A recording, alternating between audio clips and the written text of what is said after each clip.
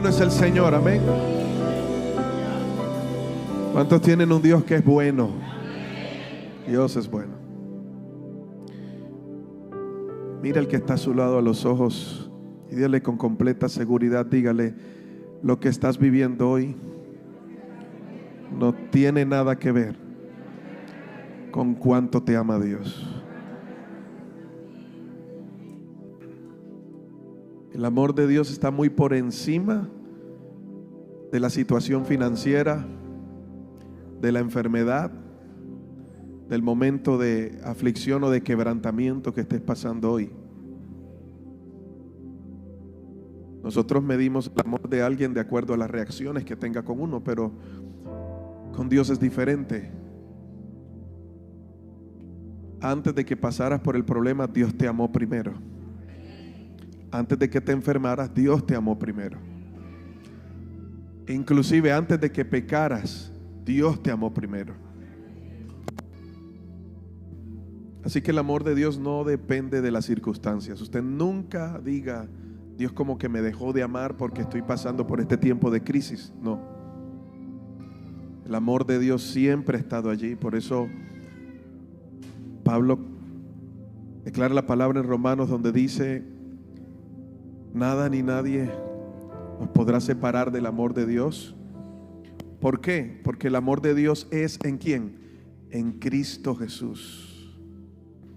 Y a Dios le plació unir todas las cosas, tanto las que están en el cielo y en la tierra, unirlas en su Hijo. Todo está unido en Cristo. Y Él se entregó por nosotros en la cruz.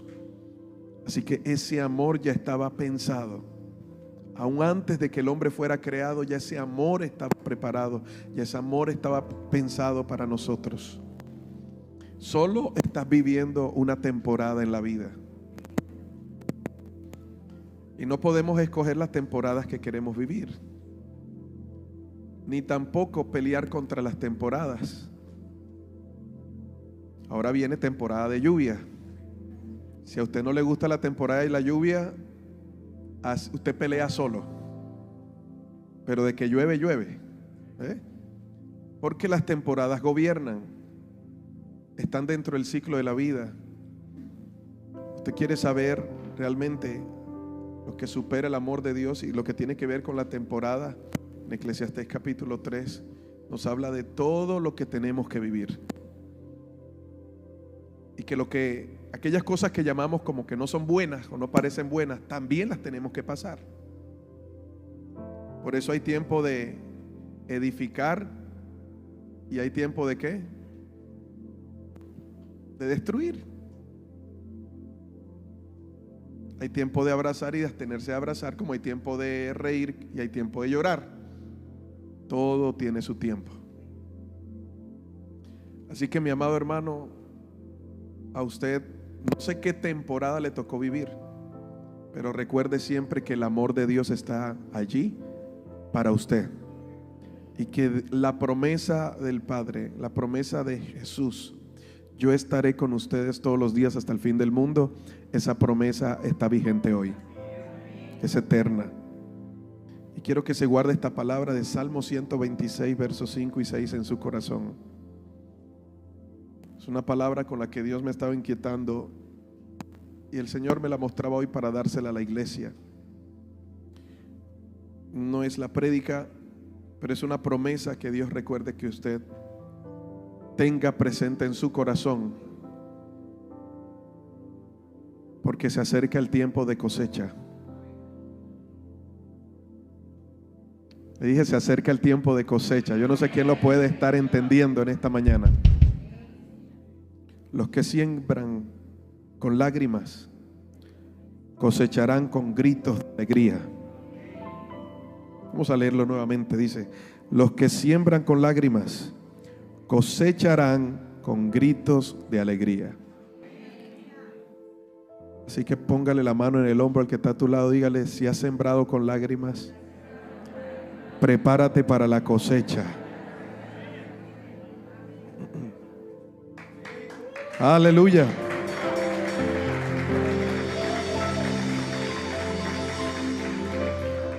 Mire lo que dice el verso 6. Lloran al ir sembrando sus semillas, pero regresarán cantando cuando traen la cosecha. Muchos te vieron llorar, serán los mismos que te verán dar gritos de júbilo al Señor. Amén.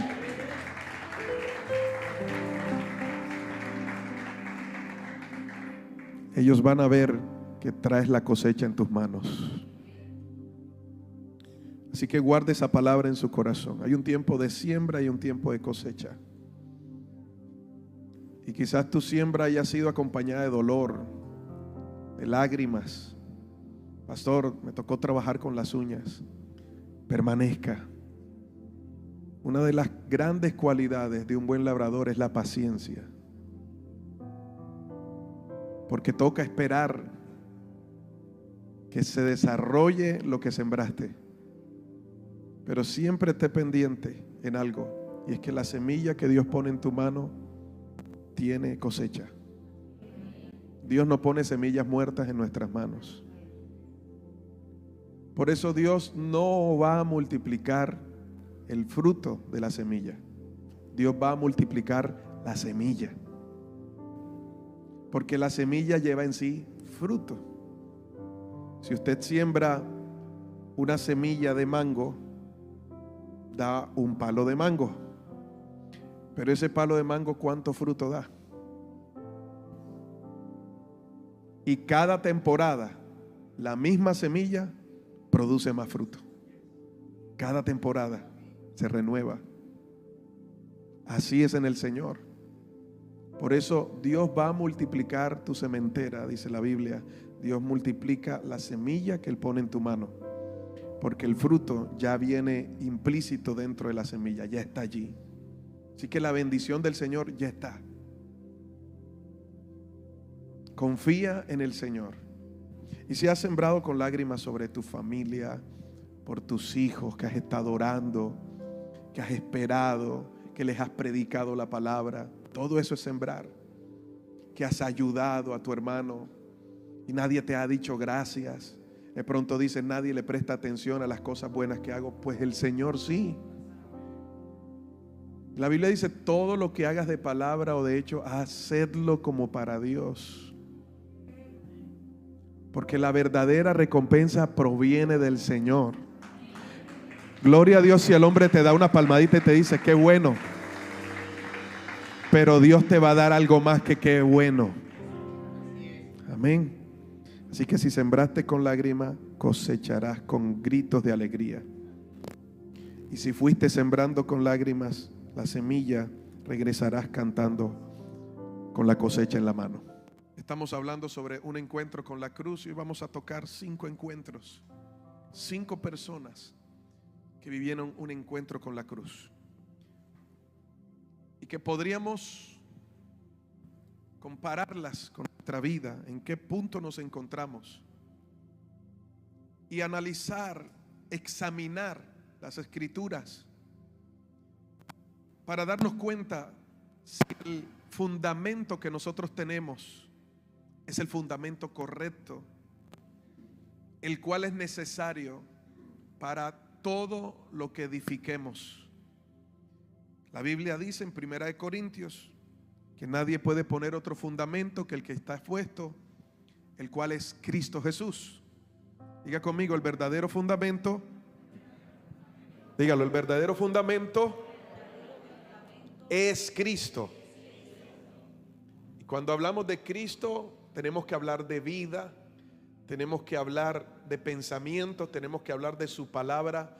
Todo lo que a Dios le plació unir en Cristo debería ser manifestado en la iglesia. ¿Cuántos son la iglesia del Señor? Por eso Él nos ha dado de su Espíritu Santo para darnos a conocer lo que en Cristo ya se nos ha sido dado. Cuando tenemos esa sabiduría espiritual, dejamos de pedir lo que no estamos viendo y nada más y pedimos es que se manifieste lo que ya en Cristo se ha dado para nosotros, y es todo lo que se requiere para que el propósito de Dios se cumpla en su vida. De manera más sencilla entendemos que si usted, para que el propósito de Dios se lleve a cabo en su vida, necesita culminar la universidad, Dios le va a mandar los recursos para que usted termine su universidad. Si para que el propósito de Dios se cumpla en su vida, está dentro de ese propósito que usted sea un empresario exitoso en Cristo, Dios le va a dar todo lo que usted necesita para que su empresa produzca y se extienda a la derecha y a la izquierda, y el nombre de Cristo sea exaltado a través de la labor de sus manos. Si lo que usted necesita hace parte del propósito de Dios, y usted necesita en esa vida profesional desarrollar lo que ha aprendido y estar en lugares de honor, Dios va a mover cielo y tierra y va a declarar la palabra para que usted sea ubicado en lugares o en posiciones de honor. Todo ya está dado en Cristo, pero si no conocemos a Cristo, ¿cómo vamos a saber lo que con Él viene? Entonces, si nuestro conocimiento no es el correcto, nuestra construcción de todo lo que hagamos no tendrá un buen fundamento. Al ignorar lo que es correcto, lo que es verdad en nuestra vida, o lo que es verdad como fundamento en la palabra del Señor, tendemos a cometer errores, a errar al blanco. Errar al blanco es pecar. Cuando usted hierra al blanco es porque usted desconoce o no ha querido dar como una verdad sentada en su vida lo que está recibiendo. Entonces erramos al blanco. O erramos por desconocimiento o por ser testarudos. La mayoría de las veces erramos en el Evangelio porque tenemos un concepto muy sencillo de lo que es el Evangelio y de lo que es el centro del Evangelio. Por eso hacemos hincapié en las escuelas que tenemos en la iglesia, Mis Primeros Pasos, la escuela ministerial, para que podamos realmente entender cuál es el centro del Evangelio y en qué nos necesitamos enfocar.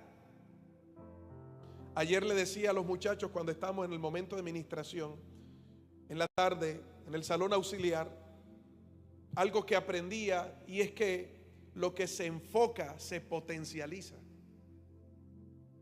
Lo que se enfoca se potencializa. Por ejemplo, la luz del sol cae sobre todos, pero no quema. Usted no ve árboles encendiéndose o una hoja seca, usted la pone al sol y de pronto no se va a prender. Pero si enfocamos la luz del sol hacia esa hoja con una lupa, ¿qué puede suceder? Se quema, ¿verdad? Se potencializa. Esto es importante porque necesitamos comenzar a entender qué suma en nuestra vida y qué resta en nuestra vida, y no dejarlo en conjunto con lo que suma, sino lo que resta hay que desecharlo.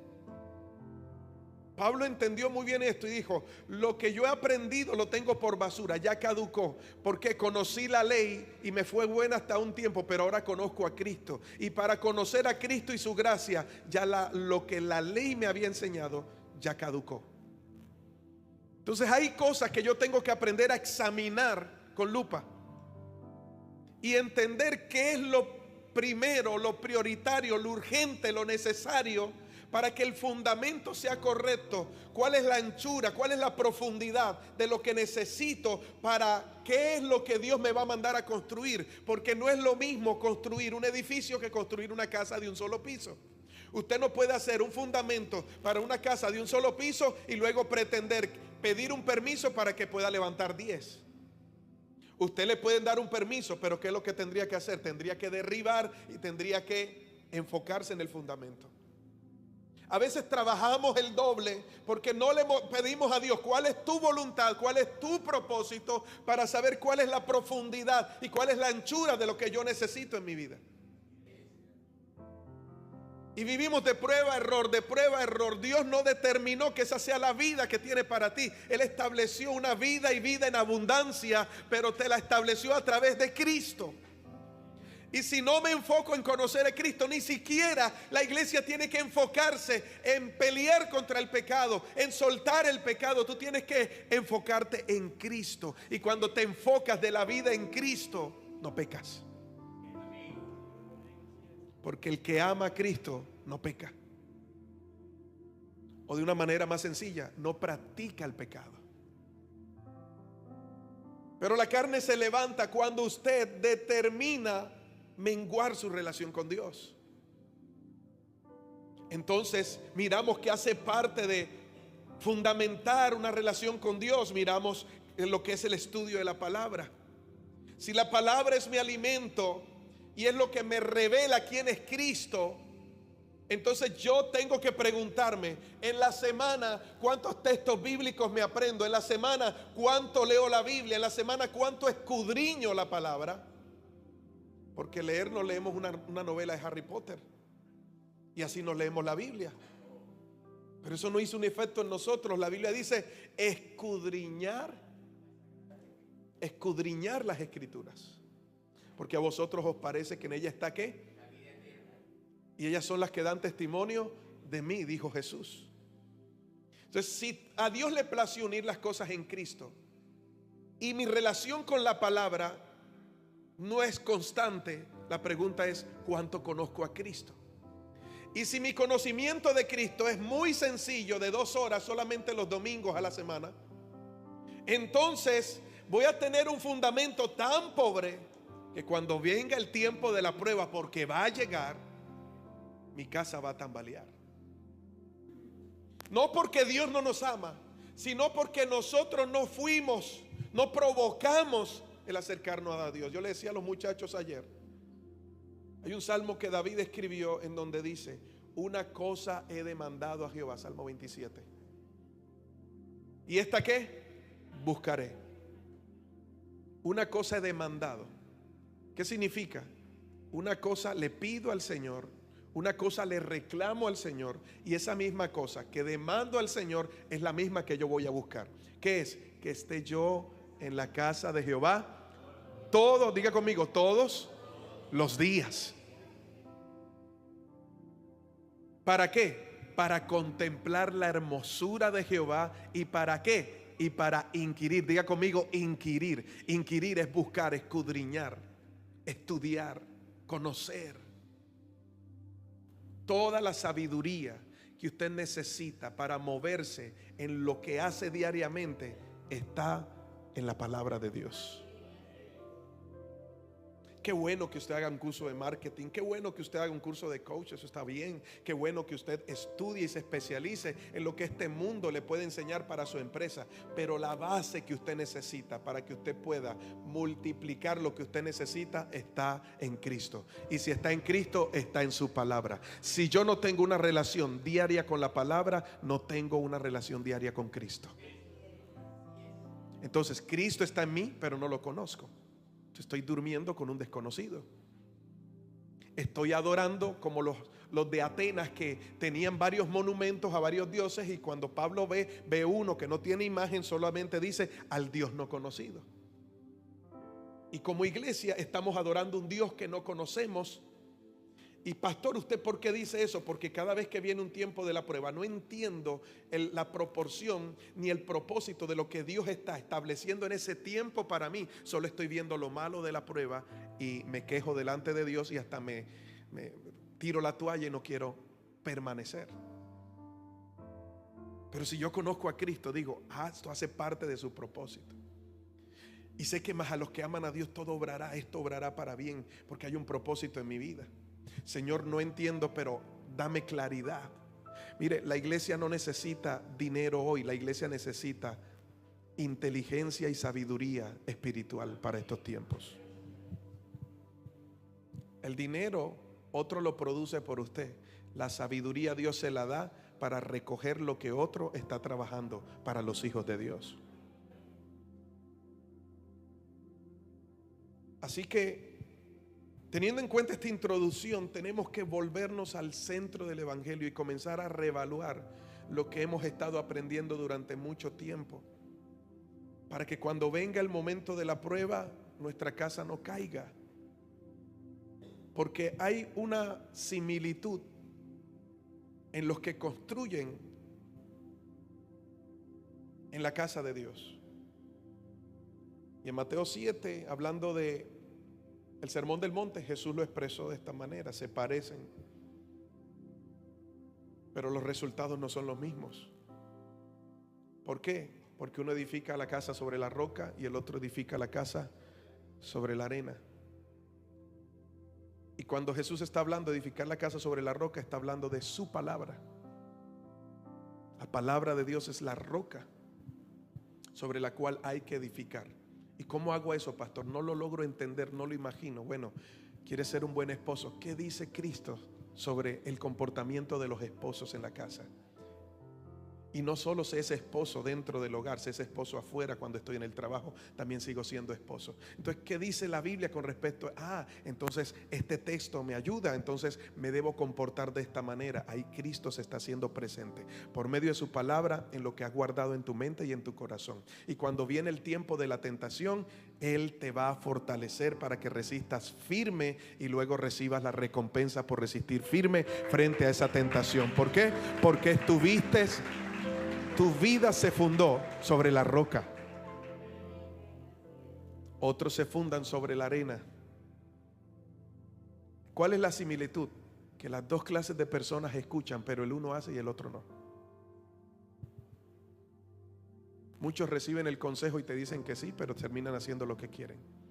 Entonces necesitamos reevaluar cuál es el verdadero evangelio. Y en 1 Corintios 15, el apóstol Pablo le dice a los corintios, una iglesia con muchos dones, con ministerios, con mover y experiencias, pero les recuerda y le dice lo siguiente: ahora, amados hermanos, permítanme recordarles la buena noticia que ya les prediqué. En ese entonces la recibieron con gusto y todavía permanecen firmes en ella. Esa es la buena noticia que los salva si ustedes siguen creyendo en el mensaje que les prediqué, a menos que hayan creído algo que desde un principio nunca fue cierto. Entonces tenemos que comenzar a evaluar qué creí durante mis 10 años de evangélico. Creí algo que desde un principio nunca fue cierto, porque no me di cuenta si realmente estaba escrito, o simplemente creí lo que me enseñó el pastor. Cuando usted venga aquí, tome notas, vaya a su casa, confirme si lo que se le dijo aquí es lo correcto, ponga la prédica nuevamente, tenga la Biblia en la mano, y luego cuando ya usted haya estudiado, entonces dígale: amén, pastor. Porque puede ser que hayan creído algo que desde un principio nunca fue cierto. Y entonces él dice, se los recuerda y le dice: yo les transmití a ustedes lo más importante. Diga conmigo: lo más importante. Porque lo que se enfoca, ¿qué? Ya se le olvidó. Lo que se enfoca, ¿qué? Se potencia. Jesús, cuando llegó a casa de María y Marta, ¿qué encontró haciendo a Marta? Muchas cosas. ¿Y qué le dijo Jesús? Marta, solo una cosa es necesaria. ¿Por qué no somos efectivos en lo que hacemos? Porque el que mucho abarca, poco aprieta. ¿Por qué no somos efectivos en lo que hacemos? Porque queremos hacer tanto para Dios y a la vez no hacemos nada. Porque no es lo que yo considero que a Dios le agrada, es lo que Él realmente le agrada. Y eso se llama obediencia. Si usted quiere ser efectivo en el evangelio, tiene que ser obediente. Ahora, ¿a qué, pastor? A la palabra. Todo debe ser confrontado por la palabra. Pastor, pero él está diciendo esto y hace milagros. No importa si hace milagros. Lo que dice la palabra es importante, porque los milagros hablarán del Señor. Es lo que se predica lo que usted tiene que evaluar. Usted no evalúe de un ministro los milagros, usted evalúe lo que habla su boca. Eso es lo que usted tiene que evaluar de un ministro del evangelio, porque esa es su carta de presentación. Es lo que realmente hay que evaluar. ¿Y cómo lo evaluamos? Escudriñando las escrituras, porque en las escrituras hay vida eterna y nos muestran a Cristo. Entonces Pablo le dice: yo les transmití a ustedes lo más importante.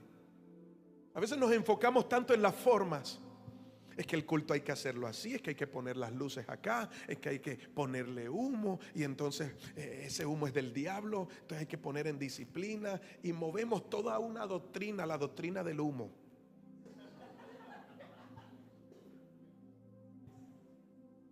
Volvemos a las experiencias doctrina. Entonces alguien tuvo una experiencia con el Señor y ahora todo hay que hacerlo de así, de esa manera, porque Dios se movió de esa manera. Dios se mueve en múltiples maneras, porque la Biblia habla de una multiforme gracia. Pero si desconocemos las Escrituras, vamos a ir detrás de la mejor experiencia. Y gloria a Dios por las experiencias. Gloria a Dios si usted viene y se cae al piso. Gloria a Dios por eso. Gloria a Dios si usted dice, ay, me ericé, eso estuvo bueno. Pero mayor gloria es que usted diga, entendí la palabra y esto es lo que tengo que poner en práctica para esta semana. Recibí la instrucción del Señor y me voy lleno a casa porque Dios me habló. No me caí al piso, no me estremecí, no me ericé, pero la palabra se guardó en mi corazón. Y eso es lo que te va a mantener, estar sobre la roca. Entonces lo que se enfoca se potencializa. ¿En qué estamos enfocados? ¿En cómo hacemos las cosas o en el fundamento, que es lo que sostiene todo? ¿Por qué hoy la iglesia está tan dividida? Porque estamos peleando más por las formas y no nos enfocamos en el uno que es Cristo Jesús. Porque la unidad no se trata de deja de hacer lo tuyo para que hagas lo mío. La unidad no se trata de que voy a dejar de hacer lo mío para hacer lo tuyo. La unidad se trata de que todos en la función, el llamado, en lo que Dios nos mandó a hacer, trabajemos en conjunto para que Cristo sea conocido en la tierra. La mano no puede dejar de ser mano porque el pie le dio la gana de unirse con la mano. Entonces nos tocaría caminar, ¿verdad? Pero la mano hace parte de un cuerpo y el cuerpo dice, hay que exaltar la cabeza. Entonces, ¿qué hace el cuerpo? Bueno, mano, tú haces lo tuyo y el pie dice, yo te llevo donde tú necesites. Entonces el pie se mueve y la mano va moviéndose. Los dos están coordinados y al final la cabeza es la que recibe el honor. Pero hoy en día todos quieren ser una sola cosa y nadie quiere hacer lo que Dios le manda hacer. Entonces yo voy a la iglesia y es que, ay, Levit canta tan lindo. Dios me llamó a ser adorador. Hermano, no invente.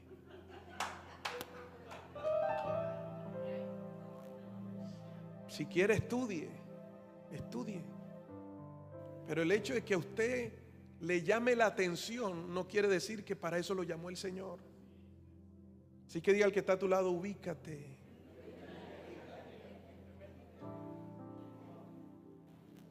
Entonces muchos quieren los ministerios que se dan a ver. Pero y entonces como intercesión son los que oran, nadie los conoce por allá. Entonces yo no quiero ser de intercesión, yo quiero ser de los músicos para que vean que tengo un talento, ¿verdad? O quiero que el pastor me ponga a predicar en el púlpito y esto y lo otro. Usted tiene que estar enfocado. Porque a veces los que menos se ven son los que más fuerza le dan a la iglesia.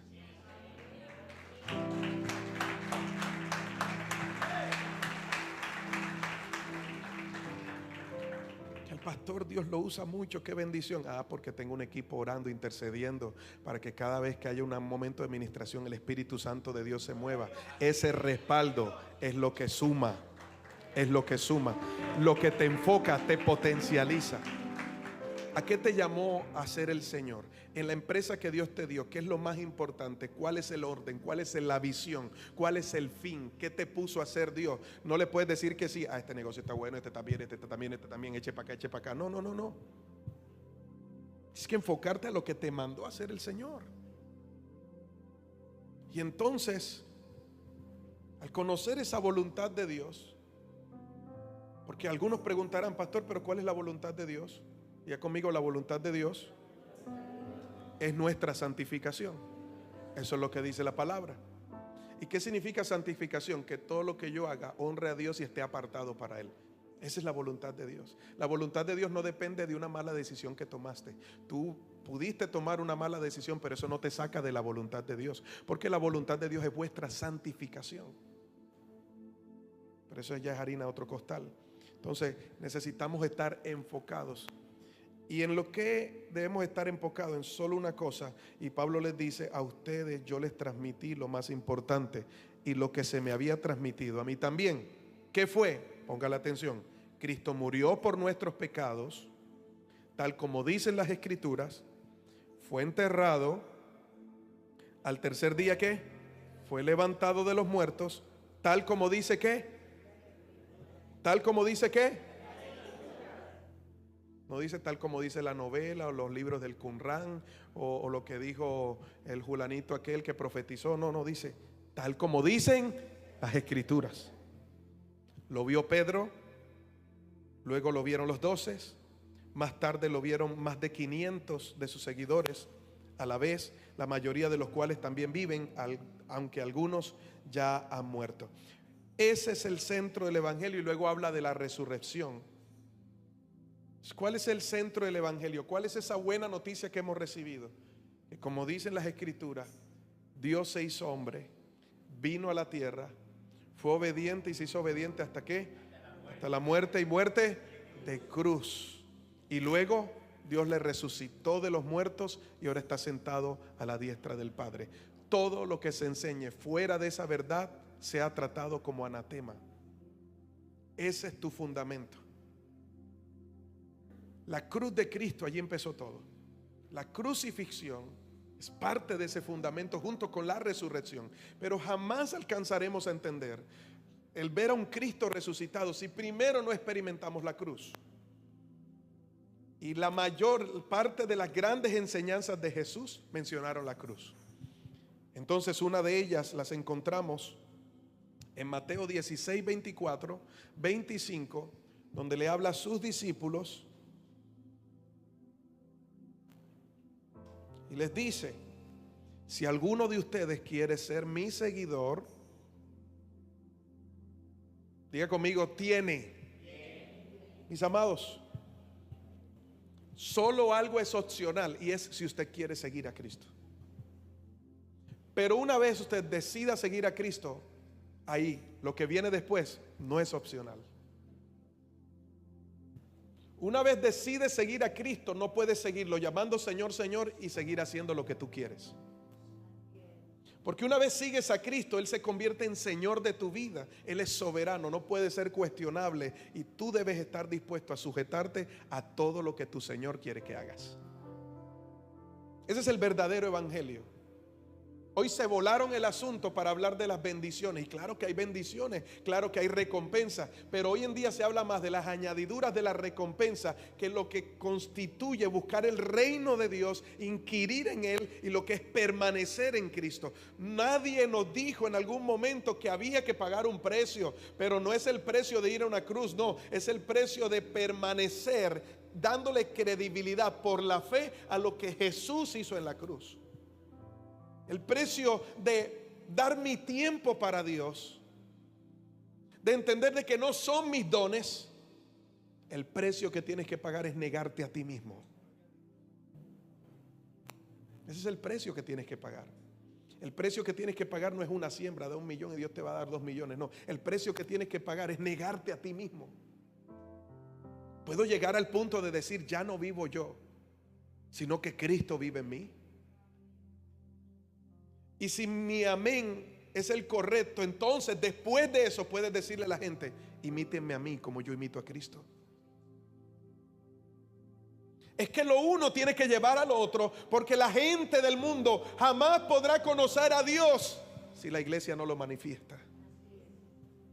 Y la verdadera manifestación de Dios en la tierra no está a través de un papa, apóstoles o personas que se ponen un título de santurrón, no, sino una persona que realmente fue a la cruz y se quedó clavado allí con Cristo. El que hizo un cambio en su vida hizo de que su vida estuviera rendida completamente a Dios. El que no está de acuerdo con el sistema sabe que está en el mundo, pero no es del mundo y sin embargo vive para el mundo. El que entiende que tiene que producir un cambio en el lugar donde va. El que entiende que no le puede decir que sí a todo, sino a lo que hace la voluntad de Dios, a lo que corresponde, a lo que es del Señor. Pero a veces, para proteger nuestro trabajo, para proteger a lo que amamos, terminamos diciéndole que sí a lo que Dios le ha dicho que no. Y entonces Jesús dice: no sirves para ser mi discípulo. El hecho de que usted se congregue en un culto no lo hace cristiano. Porque entonces podríamos decir que si yo voy y me estaciono en el parqueadero de mi conjunto, entonces ya soy carro.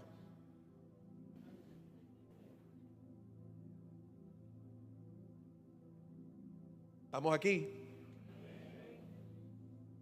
Así que la iglesia necesita despertar. ¿Qué pide Dios de nosotros? David, conociendo la ley, él dijo: yo he demandado una cosa al Señor. Es lo que debería estar en nuestro corazón. En vez de estar pidiendo tantas cosas, solo una cosa es necesaria: que esté yo en la casa de Jehová todos los días para contemplar su hermosura e inquirir en su templo. Si no entendemos el mensaje de la cruz, nuestro entendimiento del evangelio es en vano. Y cuando te hablo de la cruz, te hablo de un mensaje. No te hablo de dos maderos que fueron cruzados. No te hablo de la historia. No te hablo de un amuleto. Te estoy hablando de un mensaje que en 1 Corintios dice el apóstol Pablo que el mensaje de la cruz es locura para los que se pierden. Es un mensaje que no es recibido con el intelecto, sino con la fe.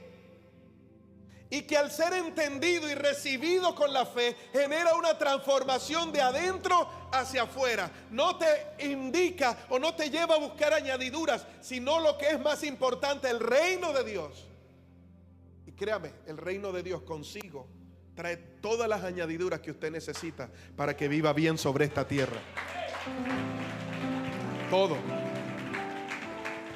Así que Jesús le dijo: si alguno de ustedes quiere ser mi seguidor, eso es opcional. Hay simpatizantes, hay gente que le gusta venir, pero otra cosa es ir más allá. Y para eso, entonces, si alguno quiere, entonces tiene. Diga conmigo: si alguno quiere, entonces ¿qué? Entonces tiene. ¿Y qué tiene que dejar? Dice: abandonar su propia manera de vivir. Todos tienen una propia manera de vivir, ¿o no? Usted toma decisiones porque usted tiene una perspectiva de la vida. Eso se llama manera de vivir. Cada decisión que usted toma, cada comportamiento que usted tiene, eso se llama manera de vivir. Jesús dijo: no me sirve. Lo que tú aprendiste de este mundo no te sirve. Es que yo soy un profesional. Dios no necesita profesionales, Dios necesita obreros ungidos. Creemos que ser expositor de la palabra es tener títulos de coaching y volvernos profesional. No, Dios no necesita profesionales. Bastantes hombres humildes que nunca estudiaron, nunca fueron a clase, y Dios les enseñó a leer leyendo la Biblia. Y cuando declaraban la palabra, declaraban lo que era verdad, y el Espíritu Santo se movía y los milagros sucedían. El mismo apóstol Pedro fue levantado y en su primer mensaje se convirtieron 5,000. Y no era el coach Pedro.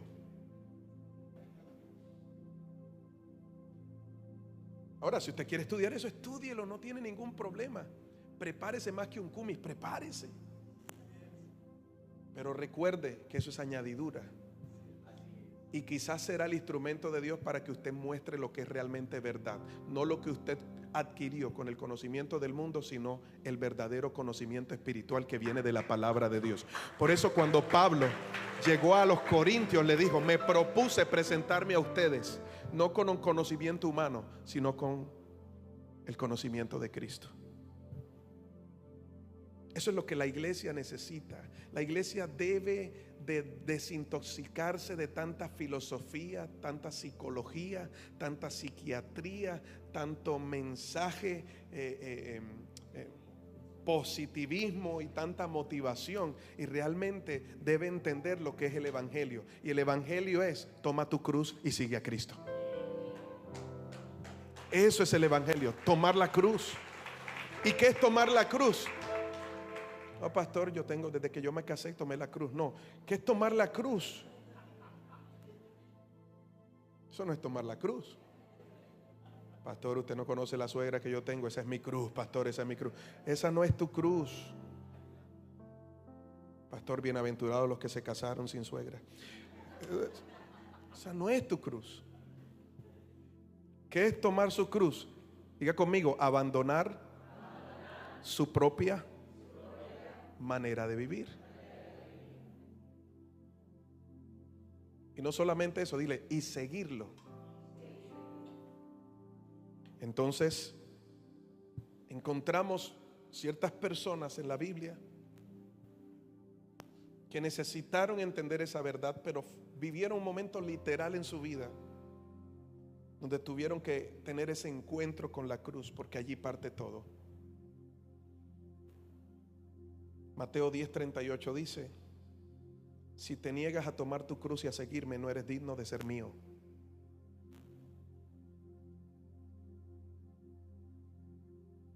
Todos somos creyentes, sí. Pero yo creo que la mayor pregunta es: ¿somos dignos de ser del Señor? Porque recuerde que cuando Cristo venga habrá una separación.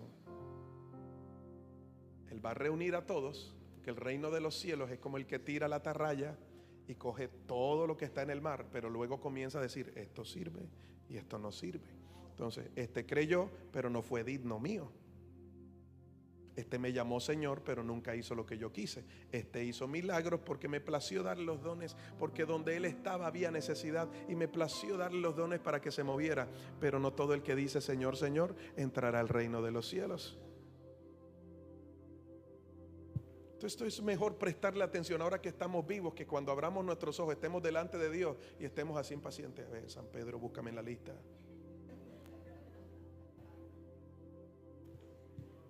¿Cómo así que no estoy? Ay, Dios mío. Busca bien, busca bien, busca bien. Dale control B. Busca bien.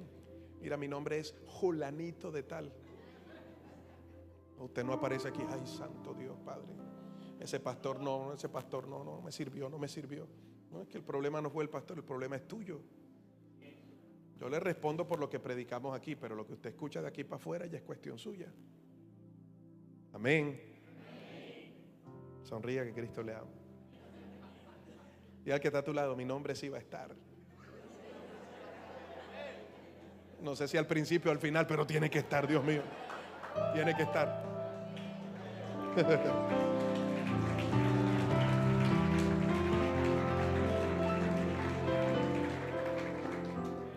Diga conmigo, la cruz significa muerte.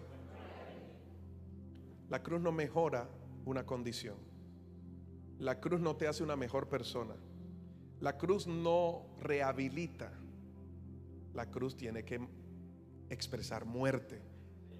El que tomaba la cruz tenía que despedirse de todo porque jamás iba a volver. Así que si tú deseas seguir a Cristo, tienes que tomar la cruz. Tienes que renunciar a tu propia manera de vivir. Tienes que tomar la cruz, es decir, vivir de acuerdo a su deseo. Y lo siguiente que tienes que hacer es despedirte de todos. Porque es posible que los amigos que antes eran amigos ya no sean amigos. Es posible que lo que antes te amaban como familia ya no te comiencen a amar más.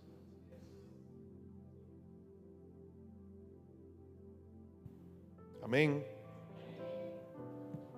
Pastor, desde el momento en que comencé a seguir a Cristo, realmente mi vida ha cambiado. Pero hasta el perro se fue de la casa. Bueno, bienvenido al club. Ese perro era inconverso, hijo del diablo, tenía que irse.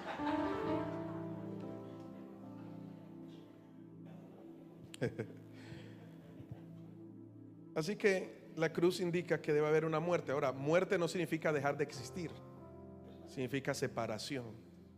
Muerte en la Biblia significa separación, ¿verdad? ¿Por qué? Porque lo que tú deseas va clavado a la cruz para decir finis. Tú dices, finalizado es, esto no tiene más autoridad en mi vida, porque Jesús dijo, consumado es, y lo dijo en la cruz. Así que todos mis pecados están clavados allí.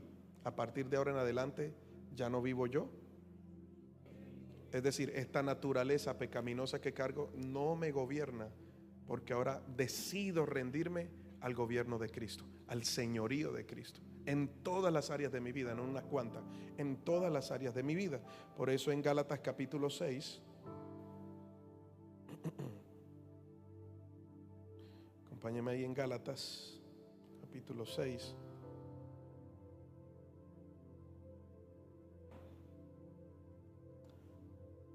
Dice la Biblia: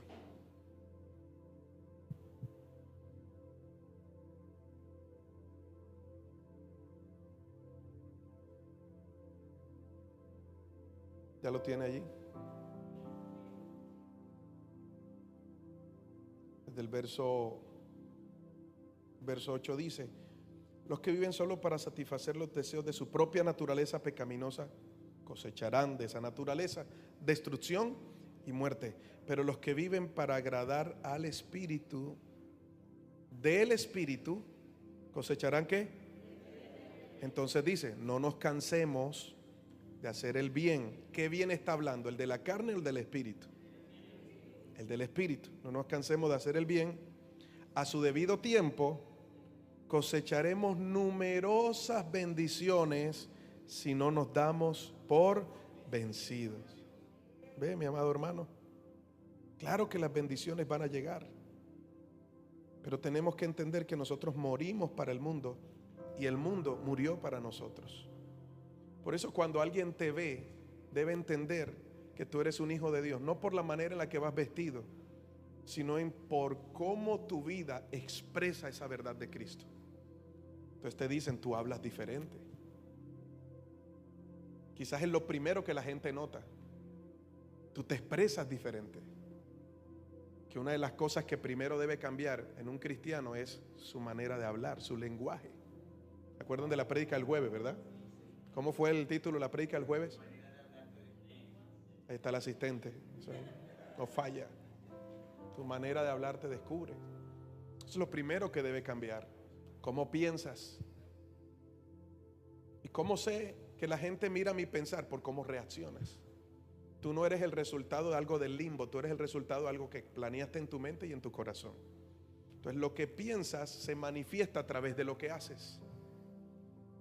Entonces la gente le gusta estar contigo, es agradable caminar contigo. ¿Por qué? Porque realmente ven a Jesús en ti. Pero hay gente que se va a la iglesia, yo no sé si se convierte, voy a omitir esa palabra, porque realmente desde que comienzan a asistir a un culto, entonces ya no saludan, son los más serios, mandan a todo el mundo para el infierno y solamente ellos son los salvos.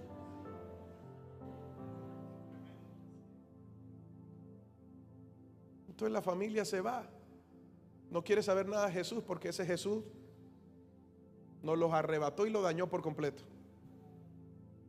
Entonces necesitamos mostrar realmente a Cristo. Por eso la Biblia dice que hay que ser sal y hay que hacer luz. No hay nada tan feo que tomarse una sopa sin sal. Sí le ha pasado, ¿verdad? O como cuando usted estaba empezando a cocinar y hacía el arroz y se le olvidaba la sal. Usted por amor decía: está bueno.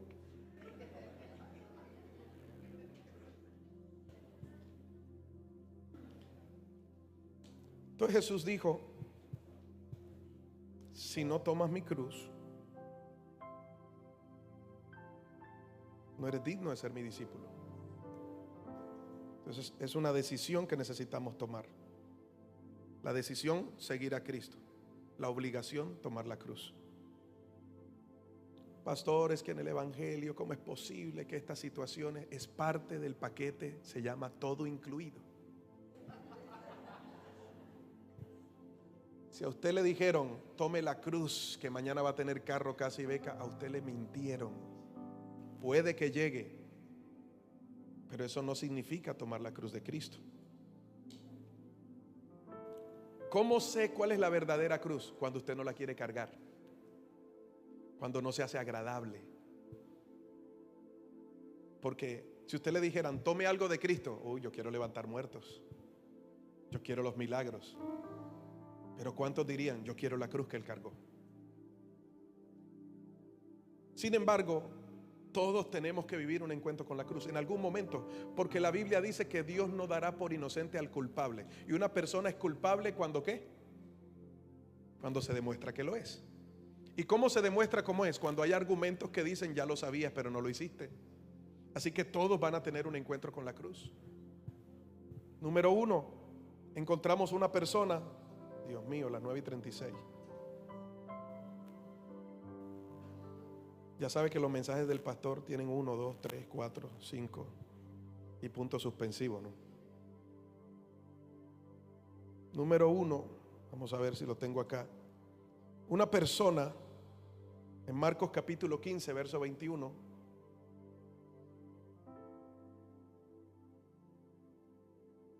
Marcos capítulo 15, verso 21. Una persona llamado Simón de Cirene. ¿Se acuerdan de Simón de Cirene? Un hombre llamado Simón que pasaba por allí. Diga conmigo, pasaba por allí. Es como cuando uno va por el centro y tú vas y te jalan. Mira, mira, aquí está el pantalón, aquí está la camisa, ¿verdad? Usted pasaba por allí. No era su intención, pero pasó por ahí. Entonces dice, un hombre llamado Simón que pasaba por allí. Era el momento de la crucifixión. Jesús lo estaban azotando. El hombre no vio por CNN qué estaba pasando. El hombre no dijo voy a chismosear. No, el hombre pasaba por ahí. No era su intención de ver a Jesús. No era su intención de ver la crucifixión. Él pasaba por allí, dice la Biblia. Pero era de Cirene. Venía del campo. ¿De dónde venía? Justo en ese momento. Tenía que ser en ese momento. Justo en ese momento. Hay cosas que suceden justo en el momento que Dios lo dispuso. Porque quiere tener un encuentro contigo. Vamos preparando la cena y la van trayendo, por favor. Dice, y los soldados lo obligaron a llevar la cruz de Jesús. Entre paréntesis dice, Simón era el padre de Alejandro y de Rufo. ¿Por qué aparecen esos nombres ahí? ¿Quién era Rufo? ¿Quién era Alejandro? ¿Por qué aparecen allí? La Biblia no coloca las cosas para rellenar renglones. Grandes estudiosos dicen que Alejandro y Rufo eran importantes para el tipo de público al que Marco les estaba escribiendo. ¿Por qué? Porque se convirtieron en discípulos de Cristo después de que su padre tuvo un encuentro con la cruz. Wow. Por eso marca esa referencia. Él era padre de Alejandro y de Rufo. Pero Simón no lo buscó. Y yo creo que Simón de Cirene lo podemos comparar con la mayoría de todos los que existen sobre la tierra, porque nosotros no buscamos a Cristo, Él nos buscó a nosotros primero. Imagínese la crucifixión. Él viene del trabajo, porque venía del campo, venía de trabajar. No pertenecía ahí, era de Cirene, estaba afuera, venía del trabajo, pero le tocó pasar por ahí. Quizás era una persona robusta, alto, porque cuando lo vieron dijeron, este puede ayudar a cargar la cruz. Si hubieran visto flacucho, debilucho, no le entregan la cruz, ¿verdad? Entonces esto me llega a pensar que es algo que la religión tiene muy marcado. Es como cuando Samuel fue a buscar el próximo rey de Israel. Apenas vio a Elías, dijo, este tiene porte de rey. Pero Dios le dijo, no es Elías, es David, el más chiquito, el más endeble, pero el que tenía un corazón conforme al corazón de Dios. El problema de este mensaje de la cruz, que muchas veces es mal utilizado por los religiosos, y entonces sacamos un texto de su contexto para hacer un pretexto y se vuelve un mensaje tan agradable que al primero que viene por ahí le echamos mano y le dijimos, mira, aquí está el mensaje, tómalo, estás enfermo, Dios te sana, estás perdido, Dios te salva, y necesitas un regalo financiero, tienes un amigo. Dios puede hacer todo lo que tú necesitas. ¿Qué tengo que hacer? Toma la cruz, llévala. Imponemos la cruz, imponemos el mensaje. Y tenemos a las personas luchando en sus propias fuerzas, tratando de alcanzar algo que ni siquiera han entendido y no saben por qué se la colocaron encima. Cuando la cruz es una decisión, no es algo que se impone. Y muchos vienen a cultos por algo que les impusieron, no por algo que ya decidieron en su corazón. Te la dejo ahí. ¿Quieres saber qué sigue? No te pierdas el próximo domingo. Póngase de pie, por favor. Lo que sí puedo decirte es que cuando a él le colocaron la cruz encima, sus ropas se ensuciaron de la sangre que estaba allí. Es imposible que tú cargues la cruz y que la sangre no te toque.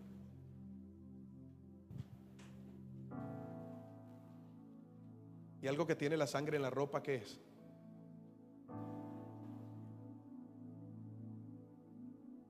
Cuando tienes un encuentro con la cruz de Cristo, la sangre salpica tu corazón y es difícil que te lo quites. Así que por más que la persona se aleje, en algún momento esa palabra va a hacer efecto en su vida, sea él o sus hijos. Pero la palabra de Dios nunca regresa vacía. Yo imagino que este hombre regresó a su casa y cuando su esposa lo vio, le dijo: ¿qué te pasó? Estás lleno de sangre, estás cubierto de sangre, ¿qué sucedió? No sé, solo pasaba por allí y había un hombre cargando una cruz tan pesada que no podía con ella. Llegaron los soldados y me la entregaron a mí. Así que lava mis ropas. Puedes lavar tus ropas y decir, olvidar este mensaje, pero no puedes decir que sales de este lugar sin que la sangre de Cristo haya salpicado tu corazón, tu vida, porque hoy llegaste a este lugar a tener un encuentro con la cruz de Cristo.